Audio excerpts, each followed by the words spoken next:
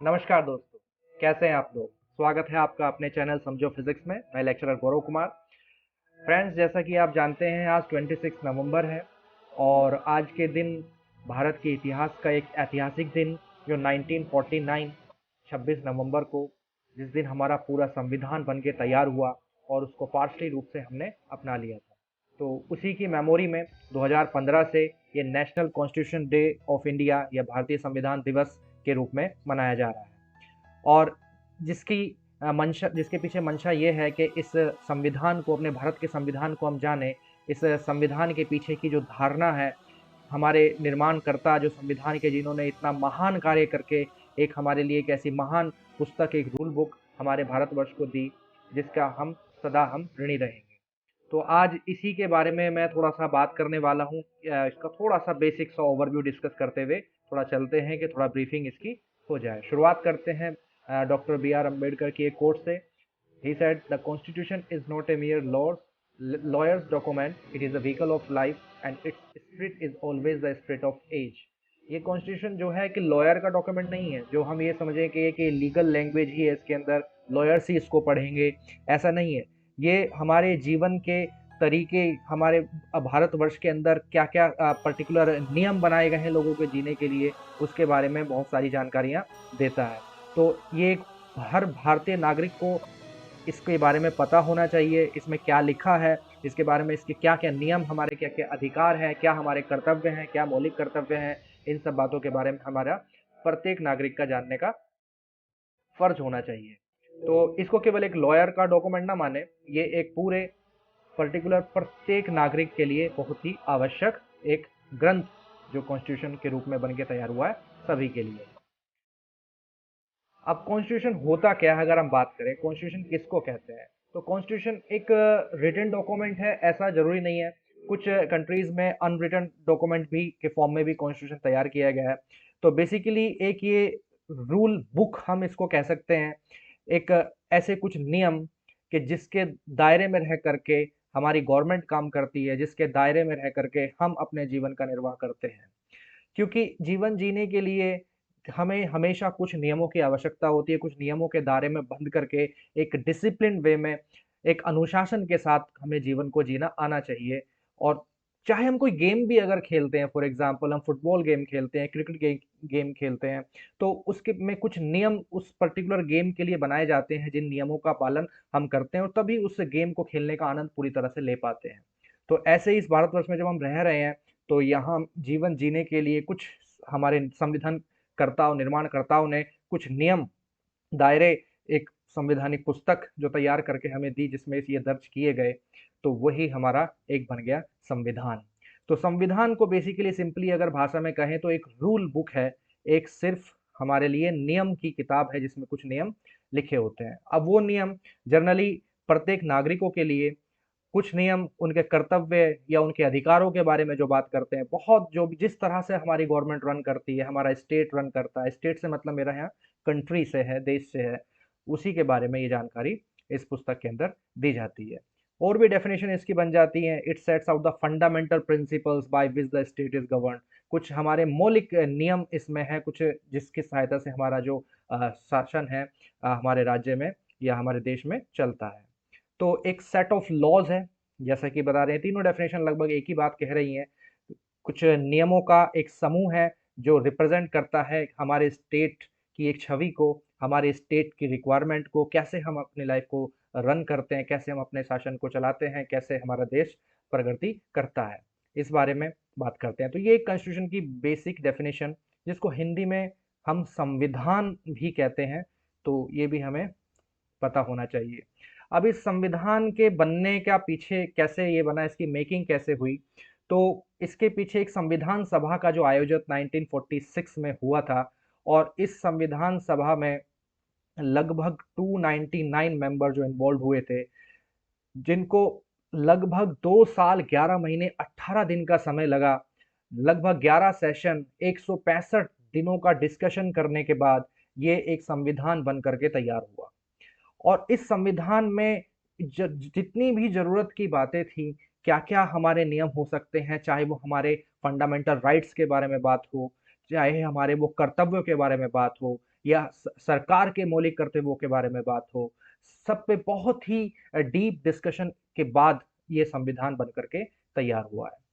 अब जब संविधान जब बन के तैयार हुआ तो इनिशियली इसमें जो आर्टिकल थे दोस्तों वो 395 आर्टिकल बन करके ये तैयार हुए थे और 22 पार्ट्स में लगभग ये संविधान डिवाइड हुआ था, जिसमें जैसे फर्स्ट पार्ट की अगर हम बात करें तो हमारी इंडियन टेरिटरीज के बारे में बात होती है, दूसरा पार्ट सिटीजनशिप के बारे में बात करता है, तीसरा fundamental rights, directive principle of state policies. तो अलग अलग पार्ट्स में इस तरह से 22 पार्टों में ये संविधान बन के तैयार हुआ और 12 शेड्यूल इसमें बने। इनिशियली ये शेड्यूल 12 नहीं थे, स्टार्टिंग में जो शेड्यूल थे ये 8 शेड्यूल थे, फिर बाद में अमेंडमेंट हो करके ये शेड्यूल जो है 12 शेड्यूल इसमें बन गए हैं। 395 आर्टिकल भी अमेंडमेंट होकर के लगभग अब 450 से ज़्यादा आर्टिकल्स हमारे संविधान में करंटली अवेलेबल हो चुके हैं अमेंडमेंट्स के जरिए, और शेड्यूल भी हमारे 12 इस समय हो चुके हैं। तो ये पूरा एक longest written document, longest written constitution in the world जो बन करके तैयार हुआ, जिसको लगभग 3 साल का समय लगा है। इस संविधान को बनाने में थोड़ा सा कई बार क्रिटिसिज्म भी झेलने को मिला हमारे संविधान निर्माणकर्ताओं के द्वारा। उन्होंने कुछ उनको इस तरह का आलोचनाओं का सामना करना पड़ा कि ये संविधान कहीं दूसरा देशों से उठाया गया एक कानून है, दूसरे देशों के नियमों का एक सिर्फ कॉपी पेस्ट है। हाँ, काफ़ी चीज़ें बिल्कुल मैं इसको कहूँगा कि कुछ काफ़ी चीज़ें कुछ देशों से बोरो की गई हैं, लेकिन किसी भी पर्टिकुलर देश के शासन की अगर अच्छी बातों को हम अपने अंदर अपना लें, तो इसमें मेरे हिसाब से कोई बुराई नहीं है। तो वो एक पर्टिकुलर डिस्कशन के ज़रिए क्या-क्या चीज़ें थी, एक कॉमन चीज़ें थी, उनको कुछ चीज़ों को डेफ़िनेटली लिया गया है और ज़्यादातर जो भाग है इसमें 1935 जो गवर्नमेंट इंडिया एक्ट था, उसके प्रोविज़न्स इसमें काफ़ी हद तक लिए गए हैं। तो डिटेल में इसको जब पूरा पढ़ते हैं तो बहुत चीज़ें इसमें थोड़ा बात समझ में आती है, जिसकी नेगेटिविटी हम कई बार सोचते हैं जब तक मैं इसको नहीं पढ़ा होता, वो सब चीज़ें पढ़ने के बाद इसमें क्लियर होती हैं। स्पेशली जो बहुत ही कॉमन चीज़ इस संविधान के अंदर हमें मिली वो थे फंडामेंटल राइट्स, जो हमें लगभग 6 हमारे मौलिक अधिकार हमें दिए गए और उन मौलिक अधिकारों को हमने जाना क्या-क्या हमारे पर्टिकुलर यहाँ पे अधिकार हैं, जिनके ज़रिए हम अपने सुगमता से अपने जीवन का निर्वाह इस देश के अंदर कर सकते हैं। प्रिएम्बल जो कि स्टार्टिंग में सबसे पहले लिखी गई, जिसको प्रस्तावना हम कहते हैं, ये एक तरह की संविधान की इसको आत्मा कहा गया, संविधान की स्पिरिट कहा गया, जिसके ज़रिए संविधान के एक बेसिक स्ट्रक्चर के बारे में हमें जानकारी मिलती है। इसके बारे में मैं थोड़ा-सा डिस्कशन करूँगा। इन सब से मिलकर के बना ये हमारे संविधान। ये एक न्यूज़ की पिक्चर है। उस समय जब आपका पार्शली अडॉप्ट किया गया था कॉन्स्टिट्यूशन, तो मुझे मिला था नेट से, तो मैंने इसको लगा लिया है। तो न्यू कॉन्स्टिट्यूशन अडॉप्टेड, ये इंडियन एक्सप्रेस का एक पर्टिकुलर पेपर का क्लिप है जो मिला है और ये हमारे संविधान निर्माणकर्ताओं की टीम जिन्होंने संविधान के बनाने में बहुत योगदान दिया है, जिसमें पंडित जवाहरलाल नेहरू भी मौजूद है, बाबा साहब भी अवेलेबल हैं, तो इसमें आप देख सकते हैं। अब 26 नवंबर क्यों चुना गया ये संविधान दिवस के रूप में, क्यों हम इसको मना रहे हैं? तो ये चीज़, क्योंकि 26 नवंबर एक बहुत ही इम्पोर्टेंट डेट थी जिस दिन हमारा संविधान बन कर के तैयार हो गया था और पार्शली रूप से हमने उस संविधान को अडॉप्ट कर लिया था। ओके, तो उस to mark the adoption of the Indian constitution by the constituent assembly, जो संविधान सभा थी उसके द्वारा एक मेमोरी में 26 नवंबर को जब वो अडॉप्ट हुआ, तो वही डे यहाँ पर हमारे लिए बहुत ही ऐतिहासिक दिन बन गया। तो पार्शली अडॉप्ट हो गया, तो वो हमारे लिए वैसे हिस्टोरिकल डे बन गया था और 26 जनवरी 1950 में उसको फिर कंप्लीटली अडॉप्ट किया गया था। इसमें कुछ आर्टिकल्स थे, जैसे कि आर्टिकल 5, 6, 7, 8, 9, 60, 324, 366 एंड ये सब आर्टिकल जो यहाँ पे लिखे हुए हैं, ये आर्टिकल को हमने इमीडिएटली 26 नवंबर 1949 को ही अडॉप्ट कर लिया था, जिसमें सिटीजनशिप से संबंधित आर्टिकल्स थे, ओके, इलेक्शन कमीशन से संबंधित आर्टिकल्स थे। तो इनको अनुच्छेदों को तभी स्वीकार कर लिया गया था, बाकी बचे हुए जो अनुच्छेद थे वो 26 जनवरी में स्वीकार किए गए थे पूरी तरह से। जब 1950 में पूरा अडॉप्शन हो गया था, तो फिर वही 26 जनवरी हमारा तब से रिपब्लिक डे के रूप में मनाया गया था। तो ये एक इम्पोर्टेंट पॉइंट यहाँ पर बनता है। 2015 से गवर्नमेंट ने डिसाइड किया था कि इस 26 नवंबर को एक सेलिब्रेट किया जाए कि एज अ कॉन्स्टिट्यूशन डे, क्योंकि हमारे भारत के लिए बहुत ही ऐतिहासिक दिन था जिस दिन हमारा संविधान ये बन करके पूरी तरह से तैयार हुआ था। और एक मंशा इसके पीछे ये भी है कि प्रत्येक नागरिक इस संविधान को जाने समझे, इसके पीछे की क्या इसमें उद्देश्य हैं, अपने कर्तव्यों को जाने, अपने अधिकारों के बारे में जाने, उसकी वैल्यू को समझे संविधान की। तो इसके पीछे की मंशा ये दिन मनाने के पीछे रही है। अब 73rd संविधान दिवस कॉन्स्टिट्यूशन डे हम लोग मना रहे हैं। इसके लिए कुछ प्रोविज़न गवर्नमेंट ने इस बार किए हैं, कुछ पर्टिकुलर वेबसाइट यहाँ पर बनाई गई हैं, कुछ एक जो इसमें इन्होंने बताया है कि मंशा है इसके पीछे कि संविधान को जाने लोग। इसमें एक प्रोविज़न बताया है कि अगर प्रेम्बल को हम पढ़ें, प्रेम्बल को पढ़ने के लिए इसमें बोला गया है, तो मिनिस्ट्री ने इसमें एक वेबसाइट जो दी है यहाँ पर, I will show you, that is the read preamble nic.in। ये एक वेबसाइट यहाँ पर दी है और यहाँ पर आपकी जो प्रियम्बल है लगभग 22 ऑफिशियल लैंग्वेजेस जो कॉन्स्टिट्यूशन में दर्ज की गई हैं, उन सभी 22 भाषाओं में आपकी प्रियम्बल अवेलेबल है। तो अपनी भाषा में आप इस प्रस्तावना को, इस संविधान की सोल स्पिरिट को पढ़ सकते हैं, इसको जान सकते हैं क्या चीज़ें हैं। और फिर उसके बाद एक क्विज का आयोजन भी इसमें किया गया। People can participate in the online quiz on Bharat लोकतंत्र की जननी। वेबसाइट है इसमें constitutionquiz.nic.in। इस पे जा कर के एक क्विज मिलेगा, तो वहाँ पर इसमें पार्टिसिपेट कर सकते हैं। तो एक प्रोविज़न इसमें चलाया गया, इसके पीछे बिल्कुल यही धारणा है कि संविधान को लोग जानें, इसकी प्रस्तावना को कम से कम पढ़ें, तो थोड़ा-सा इसके बारे में अवेयर हो पाएँ। और ये जो पोर्टल है सभी के लिए एक्सेसिबल है, सब इसमें देख सकते हैं। और फिर एक सर्टिफिकेट का भी जनरेशन यहाँ से होगा, पार्टिसिपेशन सर्टिफिकेट मिलेगा जो इस क्विज में पार्टिसिपेट करेंगे। और जो सर्टिफिकेट यहाँ पर अवेलेबल होगा उसको सोशल मीडिया प्लेटफॉर्म पर आप शेयर करें, हैशटैग संविधान दिवस के जरिए थोड़ा सा लोगों में इस चीज़ के बारे में थोड़ा सा प्रोत्साहन बढ़ेगा, एक पर्टिकुलर जानकारी हम साझा करेंगे, तो एक इसका अलग ही आनंद होता है। अब फाइनली जो है इसमें preamble, the constitution of India की प्रस्तावना, सोल।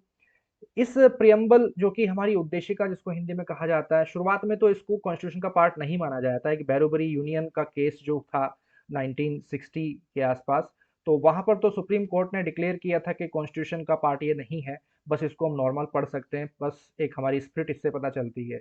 लेकिन 1973 में एक केशव नंदा भारती का बहुत ही इम्पोर्टेंट जो केस था, जिसके जरिए सुप्रीम कोर्ट ने कॉन्स्टिट्यूशन प्रियम्बल को पूरी तरह से कॉन्स्टिट्यूशन का पार्ट माना और इसको as a basic structure doctrine में शामिल किया। बेसिक स्ट्रक्चर का मतलब हमारे कुछ मूलभूत जो सिद्धांत हैं जिसके दायरे में हमारा सुप्रीम कोर्ट वर्डिक्ट देता है, सुप्रीम कोर्ट कॉन्स्टिट्यूशन को इंटरप्रिटेशन करने में इसकी सहायता करता है, यही बेसिक स्ट्रक्चर इस कॉन्स्टिट्यूशन प्रियम्बल के अंदर माने गए हैं।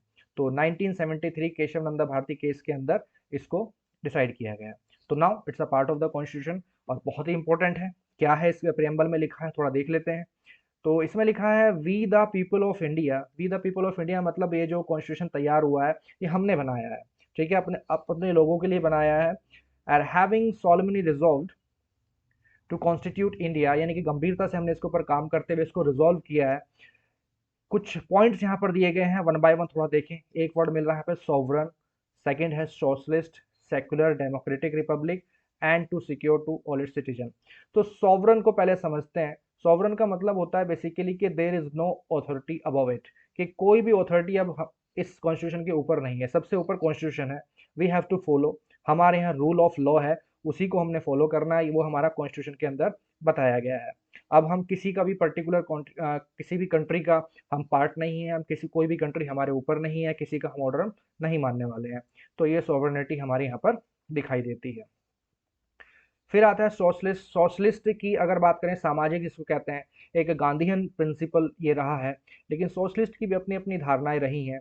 सोशलिस्ट की एक परिभाषा ये कहती है कि इक्वल डिस्ट्रीब्यूशन ऑफ रिसोर्सेज किया जाए, प्राइवेट प्रॉपर्टी को खत्म कर दिया जाए, प्राइवेट प्रॉपर्टी का अधिग्रहण गवर्नमेंट कर ले और उसको फिर इक्वली सब में डिस्ट्रीब्यूट कर दे।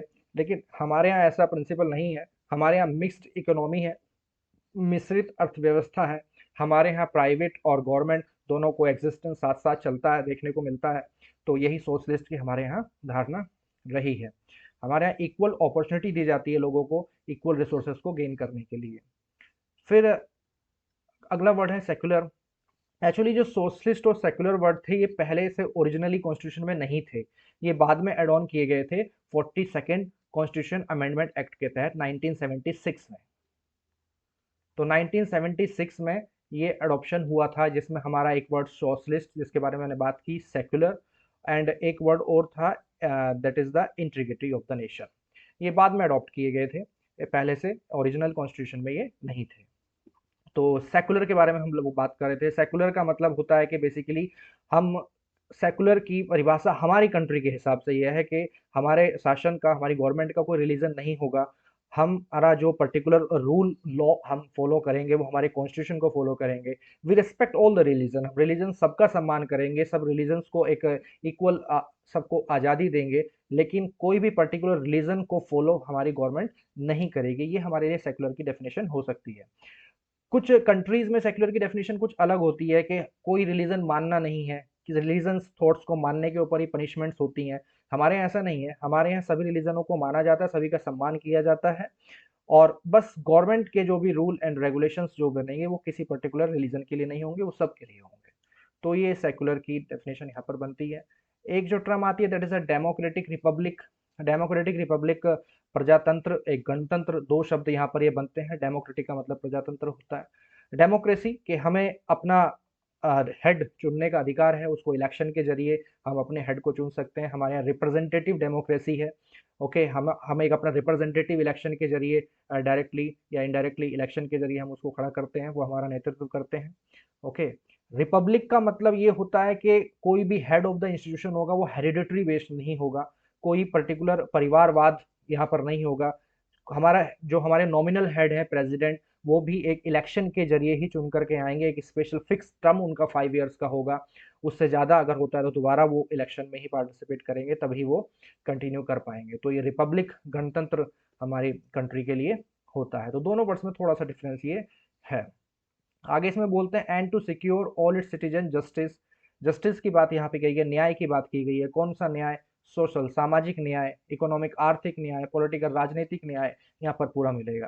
ठीक है, सामाजिक रूप से किसी का भेदभाव यहाँ पर नहीं होगा, किसी के पर्टिकुलर किसी भी धर्म के आधार पर हो, किसी भी रंग के आधार पर हो, कोई भेदभाव यहाँ पर नहीं देखने को मिलेगा। आर्थिक स्थिति के हिसाब से भी कोई भेदभाव नहीं किया जाएगा। राजनीतिक पूरा भेदभाव कोई किसी तरह से नहीं होगा, पूरा सम्मान और न्याय यहाँ पर तीनों उसके लिए रहेगा। लिबर्टी की बात करें, लिबर्टी का मतलब स्वतंत्रता से हम थोड़ा समझते हैं, आज़ादी से हम समझते हैं। तो हमें आज़ादी होगी तो the basically the liberty of thought, सोचने की आज़ादी है। एक्सप्रेशन, एक्सप्रेस करने की आज़ादी है। इस एक्सप्रेशन के जरिए जो आर्टिकल 19 के अंदर इसकी थोड़ी बात की जाती है, हमारे जो एसोसिएशन फॉर्म होती है, न्यूज़ मीडिया है, तो वो भी इस फ्रीडम ऑफ एक्सप्रेशन के जरिए ही काम करते हैं। ब्रीफ करने की आज़ादी है, फेथ एंड वर्शिप करने की आज़ादी है, पूजा करने की आज़ादी है। हमें अपना कोई भी धार्मिक आस्था जिसको हम चाहें हम मान सकते हैं, प्रोपोगेट कर सकते हैं। तो इन सब चीज़ों की आज़ादी के बारे में बात इसमें की गई है। आगे इसमें कहा गया है इक्वलिटी। इक्वलिटी का मतलब है equality of status and opportunity and to promote among the all. यहाँ पर स्टेटस की जो अपॉर्चुनिटी है वो बिल्कुल इक्वलिटी का काम, थोड़ा सा कॉन्सेप्ट कुछ अलग है। यहाँ पर equality basically equal opportunity to get the resources, एक रिसोर्सेज को प्राप्त करने की एक समान यहाँ पर सबको आज़ादी रहेगी, कोई स्पेशल एडवांटेज किसी पर्टिकुलर को नहीं मिलेगा। ये इक्वलिटी की बात यहाँ पर की जाती है। जैसे equality before law, fundamental rights में हम लोग पढ़ते हैं। डिस्क्रिमिनेशन अगेंस्ट हम पढ़ते हैं, आर्टिकल 15 के अंदर पढ़ते हैं। तो वो थोड़ा सा फंडामेंटल राइट के अंदर ये सब चीज़ें आती हैं। एक टर्म आती है फ्रेटर्निटी। फ्रेटर्निटी का मतलब है बेसिकली भाईचारा, सेंस ऑफ द ब्रदरहुड, कि भाईचारा हमारे देश में रहेगा, एक ब्रदरहुड की सेंस हमेशा बनी रहेगी। इंडिविजुअल कोई भी हो एक दूसरे का रेस्पेक्ट करेंगे, जिससे हमारे नेशन की यूनिटी और इंटीग्रिटी मजबूत रहे, बनी रहे। तो ये कुछ हमारी बेसिक जो टर्म है जो संविधान की दी गई हैं, इसके बारे में पता होना मेरे हिसाब से हर नागरिक के लिए बहुत ज़्यादा ज़रूरी है। सबको ये पता होना चाहिए, शायद उसी के पीछे उद्देश्य है जो गवर्नमेंट ने भी इसके लिए इंस्ट्रक्ट किया गया है कि इस संविधान को समझा जाए, इस प्रियम्बल को समझा जाए। ओके, आगे इसमें लिखा हुआ है in our constitution assembly this 26 November 1949। वही डेट जो कि एक ऐतिहासिक दिन 26 नवंबर 1949, 1949 में जब इसको अडॉप्ट किया गया, hereby adopt, enact and give to our self this constitution, जिसको अपने कॉन्स्टिट्यूशन को हमको दिया गया है, यानी कि हम ही ने बनाया और अपने लिए बनाया और अपने आप को हमने ये दिया है। तो ये 26 नवंबर 1949 हमारे लिए बहुत ही ऐतिहासिक दिन, उसी के मेमोरी में ये संविधान दिवस मनाया जा रहा है। और यही उसी पीछे का उद्देश्य है, जिसके पीछे मैंने उसी उद्देश्य के लिए ही ये वीडियो थोड़ा बनाई है। तो उम्मीद है कुछ हद तक मैं सफल रहा हूँगा। थोड़ा सा बिल्कुल इस शपथ के साथ अपनी वीडियो को मैं थोड़ा सा एंड करूँगा कि संविधान को थोड़ा ज़रूर जानें, बिल्कुल पढ़ें। बहुत ही अच्छा एक पुस्तक है, हमारे यहाँ रूल ऑफ लॉ है। धार्मिक किताबें तो हम पढ़ ही लेते हैं अपने धर्म के हिसाब से, लेकिन हमारे जो देश का धर्म है वो ये संविधान है। इसी से हमारा पूरा शासन चलता है, इसी से पूरा हमारा देश चलता है, और इसके अंदर लिखे गए नियमों को सबको मानना और पालन करना बहुत ही आवश्यक है। सभी को इसको मानना पड़ेगा। भारत का नागरिक है तो उसकी पहली रिस्पॉन्सिबिलिटी है अपने संविधान का सम्मान करे, उस संविधान को पूरी तरह से माने। ओके, तो इन्हीं शब्दों के साथ अपनी वाणी को विराम देता हूँ। तो उम्मीद है मैं थोड़ा सा इस चीज़ के बारे में अपने विचार व्यक्त कर पाया हूँ। उम्मीद है आपको वीडियो अच्छा लगा हो। I hope you have enjoyed. Thanks for watching. Have a good day. Happy constitution day.